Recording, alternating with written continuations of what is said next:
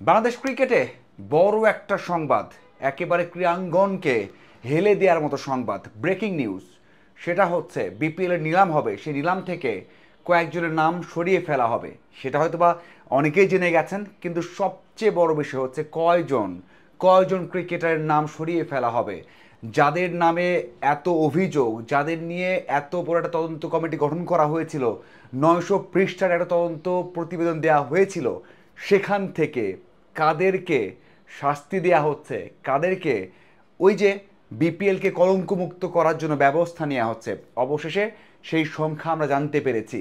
সেই সংখ্যা আমি জানতে পেরেছি গতকাল থেকে। আমি চেষ্টা করছিলাম সংখ্যাটা জানার, অবশেষে জানতে পারলাম। আমরা সবাই জানি যে একটা ব্যবস্থা নেওয়া হবে, সেই সিদ্ধান্ত বিসিবি নিয়েছিলেন এবং অ্যালেক্স মার্শাল চেষ্টা করেছেন যেন কেউই এমন কিছু না করার পরে যেন শাস্তি না পান। কোনোভাবে এমন অভিযোগ, মানে ফিক্সিংয়ের অভিযোগ না থাকা অথবা ফিক্সিং করেননি, যুক্ত না, এমন কেউ যেন শাস্তি না পায়।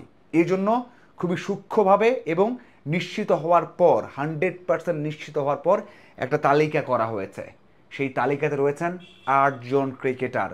ভুল শুনছেন না, 8 জন ক্রিকেটার। এর মধ্যে টপ লেভেলে ন্যাশনাল টিমে খেলেন বা খেলতে পারেন অথবা খেলেছেন এমনও রয়েছেন একাধিক। একেবারে বড় একটা নিউজ, 8 জন ক্রিকেটার রয়েছেন সেই তালিকাতে। আবারও বলছি, 8 জন। এই নামগুলো প্রকাশ হলে কি হবে চিন্তা করে দেখেছেন? বাংলাদেশ ক্রিকেটে দুইবার এমন ঘটনা ঘটেছে, একবার মোহাম্মদ আশরাফুল, একবার সাকিব আল হাসান। যদিও দুজন দু কারণে অনেক দিন নিষিদ্ধ ছিলেন ক্রিকেটে, সে ছাড়া বা ওই ঘটনা ছাড়া এমন বড় ঘটনা আর ঘটেনি। বিপিএলের এমন ইস্যুতে কখনোই কাউকে শাস্তি দেয়া হয়নি, এবারই প্রথম শাস্তি দেওয়া হচ্ছে 8 জন ক্রিকেটারকে। সেই শাস্তিটা হচ্ছে বিপিএল থেকেই তাদেরকে নিলাম থেকে সরিয়ে ফেলা হবে। সবশেষ যে ফাইনাল লিস্টটা যাবে দলগুলো মালিকের কাছে বা দলগুলোর কাছে, সেখানে তাদের নাম থাকবে না। আরও একটা বড় নিউজ হচ্ছে একজন সাংবাদিক জড়িত, সেই প্রমাণও 100% পাওয়া গেছে। একজন সাংবাদিক জড়িত, 100% প্রমাণ পাওয়া গেছে। এইটা একাধিক হতে পারে, কিন্তু আমি এখন পর্যন্ত জানতে পেরেছি যে সংখ্যাটা একজন নিশ্চিত।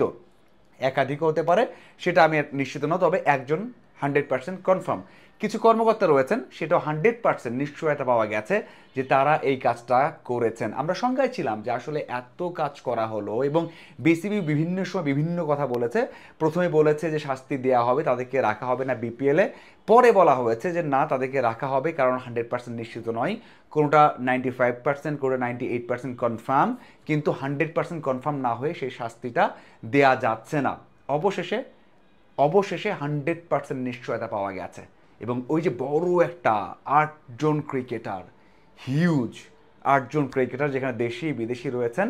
শুধুমাত্র 8 জনই যে বাংলাদেশি তেমনটা নয়, বিদেশিও রয়েছেন, কিন্তু বাংলাদেশ ন্যাশনাল টিমে খেলেছেন এবং খেলবেন এমন ক্রিকেটারও রয়েছেন।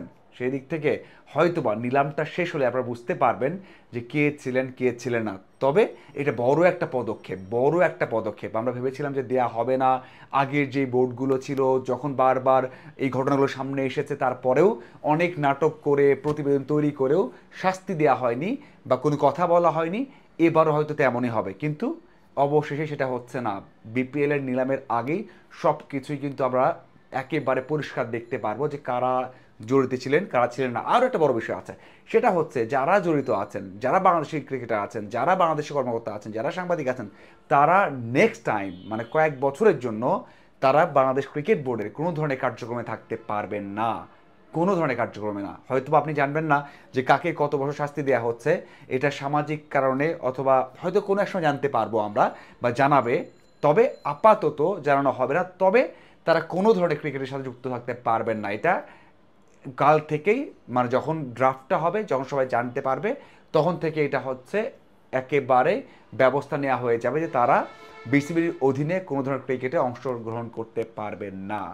বড় একটা শাস্তি কিন্তু অপেক্ষা করছে। জানে না কারা যুক্ত আছেন, আমরা আভাস পেলেও জানলেও নামগুলো বলতে পারছি না।